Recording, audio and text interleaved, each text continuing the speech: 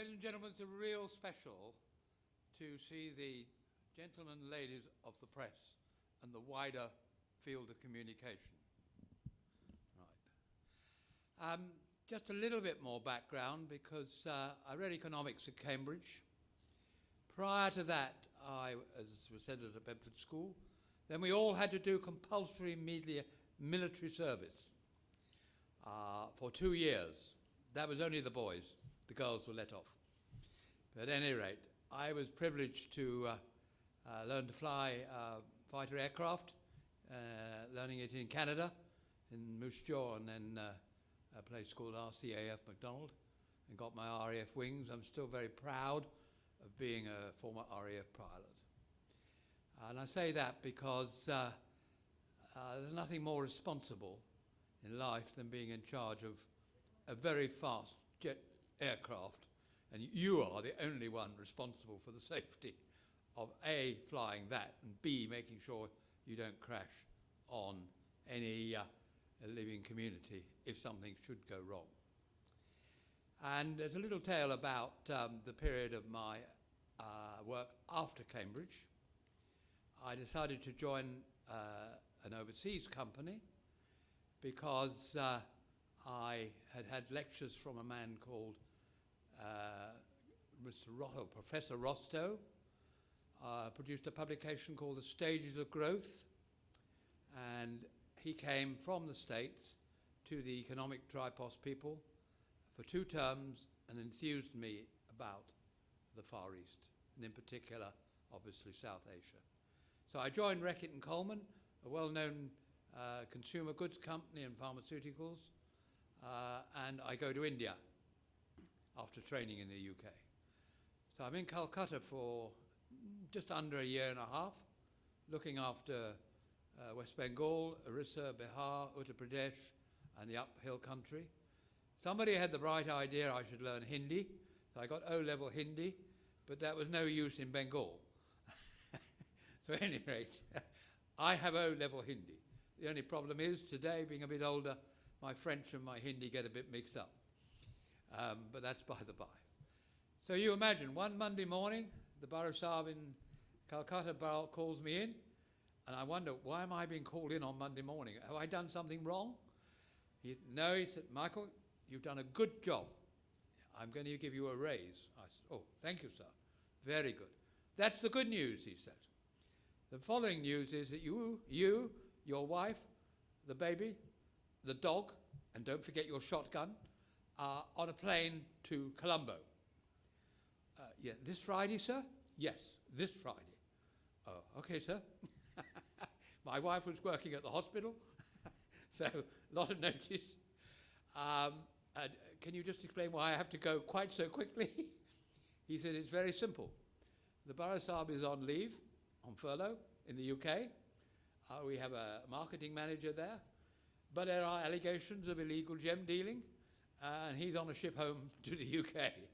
We need someone down in Ceylon, as it was, and you are in charge. So I came into Ratmalana Airport, and I'm so pleased for you guys that Ratmalana Airport is now an international airport. Well done. I hope I'm going to see it in the UK when I go back, that there's some publicity about Ratmalana being now one of the exciting airports for people who want to do tourism in particular. And may I just say in passing, I was a bit disappointed on the plane coming over, full of people. Is there any publicity on that plane about Sri Lanka and what it offers and etc.? There is not. So I'm putting a challenge out. I'm going back on Sunday.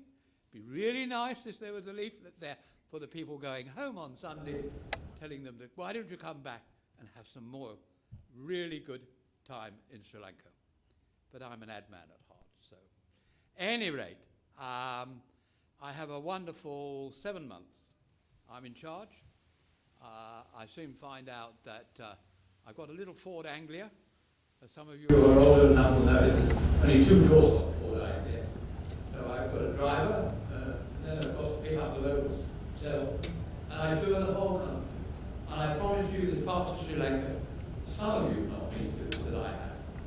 Because Because the system was that basically I did 3 tours in those 7 months, taking in all the different parts of Sri Lanka. I would go to the market at 5:30. I'd go and see the traders who are usually the wholesaler or the senior trader. I'd hire a bicycle rickshaw.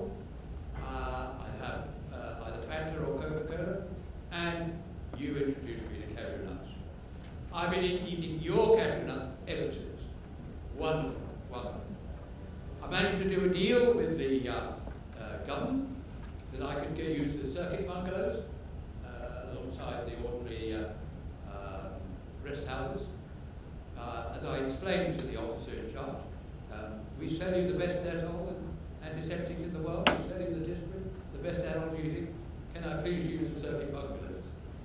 My predecessor never thought of that. So anyway, I had a good time. Only problem, I used to play tennis. I was fortunate to play good tennis, I'm a member of Wimbledon, with a man called Ananda Disisita Alves. Now, he was head of J. Walter Thompson, which I guess if you were the press, you would have heard of, which became part of WPP. So he also played good tennis. So we used to play once a week at Queen's Club, men's singles. Very competitive. And when my wife and I decided I'd done 5 years in records, so I thought I'd like to go on the other side of the advertising agency world, I said no and went home with the baby and left the dog here. She said, you could look after the shotgun. Anyway, he decided he did talk to me about his campaign to stand for Parliament. So I spent about 6 weeks having really nice dinners at his house, listening to his ideas of how he was going to get into Parliament. And of course, as you all know, he later became Speaker of the Lord House, a very distinguished politician, possibly not quite as distinguished as the young gentleman I could see in the front row, but nevertheless, he was a distinguished one. And so it's all his fault I got into politics, except my wife invited to dinner 2 people when I got back. A very good friend who was another doctor, but her friend's husband. He was running the Conservative campaign for London. And he said, what are you doing when you're leaving? I said, well, I'm looking after the little boy. Would you like to do some leafleting or help a bit? I said, well, I'm not doing anything else. I said, well, I'll do help. So it's all your fault, not mine, that I'm in politics. Because that sowed that seed. So we move on really then. So I'm now in politics. I'm very lucky. I was the first member of Parliament from the Conservative Party for Northampton. Pleased to say it's still Conservative. So highly marginal. First majority, 179. On the first count, minus 200. So I'm told by my agent, who was, if you like, the real helper or the official, you must tell your people to check the bundles. And we counted 25s. In the UK, we put an elastic band around. 4 25s, another elastic band equals 100. A little label on the top, com, lad, or lib. Conservative, Labour, or Liberal. So you break the bundles, and lo and behold, 1 or 2 of my bundles, 25, more than 1 and 2, must have been at least 8 of them. Somehow, we're in the wrong pile. So, we have a recap. I win by about, I think it was 3 or 5, something of that. So the Labour man then said, another count. So another count. And I end up with 179. Luckily, we have another election 6 months later. So now I've got a dilemma. I'm still in advertising, which I moved into. And is this the end of my career? I mean, there's a swing towards the Labour Party away from my party. So I thought the only thing I can do is march and find the people who had left Northampton, gone to live somewhere else, but still had a vote on that register. So the lesson in life is to really want something, you really have to work hard to find where the key is to open that door. Well, we found 102 people, I think, who moved, and they all were Conservative. We knew that from the earlier campus. At any rate, we won by 141. It did improve later, with more time. So I wanted to talk tonight, though, about freedom of information. You're in the communications industry, all of you here. I've been in the communications industry all my life now. As I said, I started in the advertising agency world, became a senior director at Benton and Bowles, which is now Darcy McManus, Benton and Bowles. I think I understand the world of communication. I say a huge thank you to the whole of the press, plus television, plus all the other, even billboards, etc. Communication is so important, particularly to the populace, for want of a better term, the people. Without you guys delving, digging, etc., the truth will never come out. And our job, that's my job as a politician, and your job as press and media, etc., is to communicate, to ensure the truth does come out. And when I got to the House of Commons, I think as the introducer said already, I joined the All-Party India group. Said, can I join the All-Party Sri Lanka group? Well, we haven't got one, they said. So I said, what do you have to do to get one? You have to find 10 other members of Parliament to join. So I found them, including one Betty Beathroyd, who a number of you will have met, who was our very good speaker of our house. I only got as far as Deputy Speaker, and unfortunately lost my seat, so in a big wave that left. So, at any rate, there we are. We are the politicians, you are the media. Freedom of information, in terms of legislation, is pretty recent, really. I mean, in terms of the UK, the Act really only came about because of the work of Tony Blair's government in 2000. That's when we passed the Act. And prior to that, there were all sorts of bits and pieces pertaining to information, like the Data Protection Act, and a whole host of other ones that the lawyers usually dreamt up. But there wasn't any central focus on getting data. So basically it all started, it was, to be fair, totally the local government idea. They had a 1997 manifesto. They had a section that was entitled, Your Right to Know. In other words, the voters' right to know. And they put forward government proposals for a freedom of information. What did it do? That Act basically said any recorded information by a public authority in the UK could be open to a request to be published. Examples of where you couldn't have that information before. The cost would be too much in terms of tracing back, in terms of staff time. So if your request for information asked, how many people went, I don't know, through Ratmalana Airport for the last 50 years, and how many aircraft landings were there, etc., then I think they would decide, that isn't really very intelligent information that anybody really needs. So I think that would be an example in my case, I think I'd put forward. Of course, you will know better than I do that some people are a little bit anxious about seeking after information. They've got a big chip on their shoulder, or they feel they've been hard done by particularly, or they just feel they've, fed up with the government or the press or whoever it might be. So vexatious things are not allowed. Thirdly, if you are one of those sorts of people who never let go, you keep repeating it, you rephrase it, but if you keep going, then tedious repetition is the word we use in Parliament. So in the case of this Act, tedious repetition of information is not accepted. And finally, and this is always the difficult one, security of the country.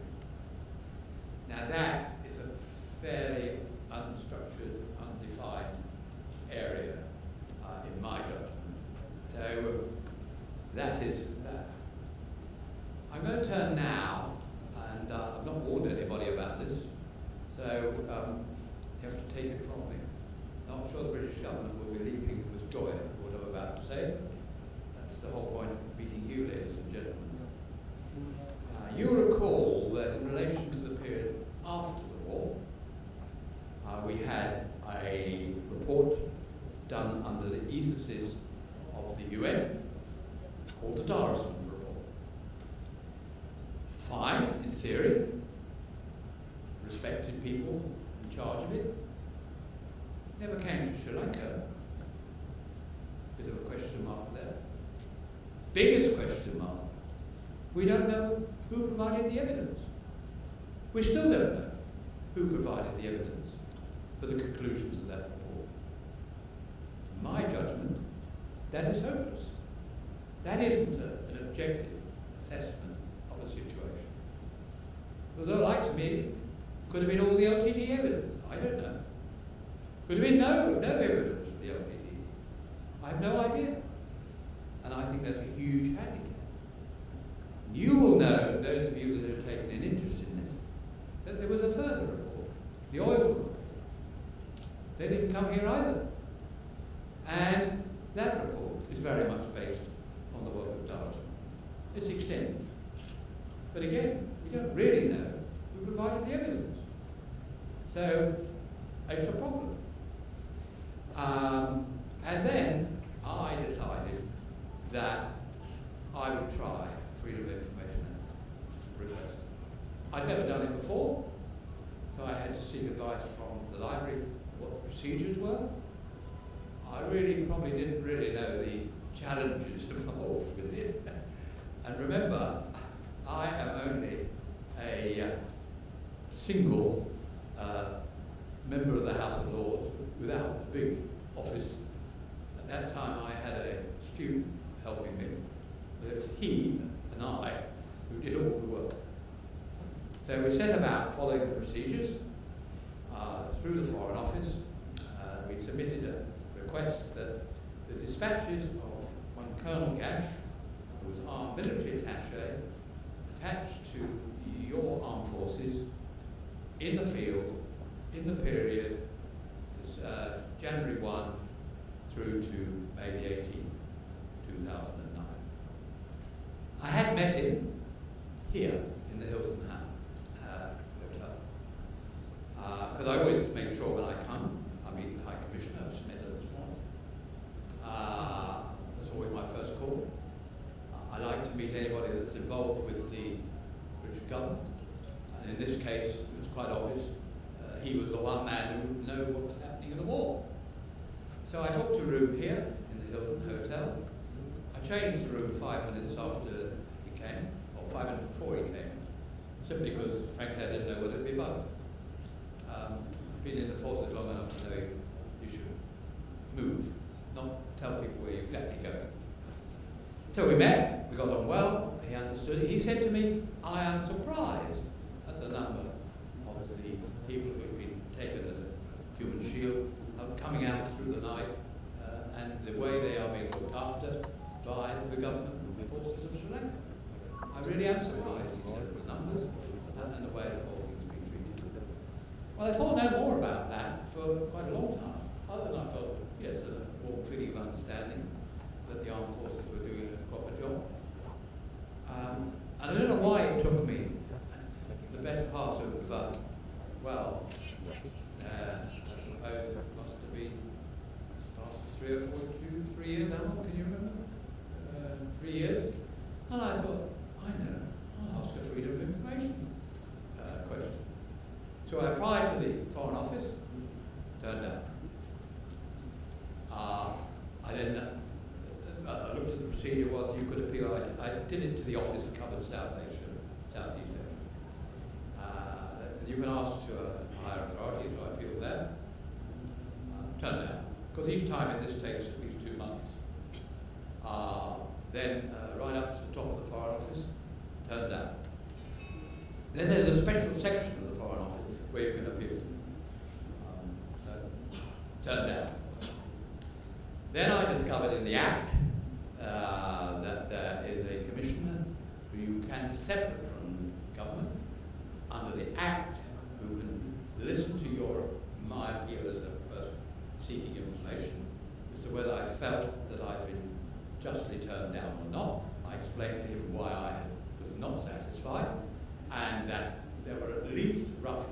500,000 Sri Lankans living in the UK, paying their taxes in the UK, who were every much a citizen of the UK as I am. And they had an absolute right to know what had happened on the ground.